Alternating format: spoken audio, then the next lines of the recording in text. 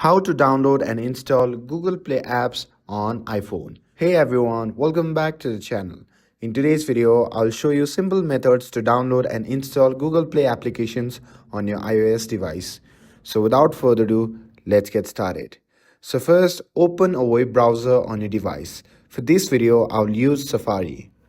And once you have opened that, on the search bar, simply type Play Market and navigate to the official Google Play website. Now next, look for the share button at the bottom of the screen and simply tap on it. And once the menu pops up, simply scroll through the option until you find the option labeled Add to Home Screen. And once you have located it, simply tap on it.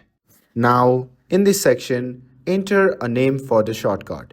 For this video, I'll name it Google Play Store for simplicity. And after entering the name, tap Add in the upper right corner of the screen. And once that's done, you will see Play Store shortcut added to your home screen.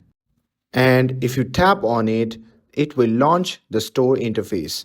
And from there, you can browse and download games or apps, even on your iOS device. And with this, we hope you found this video helpful.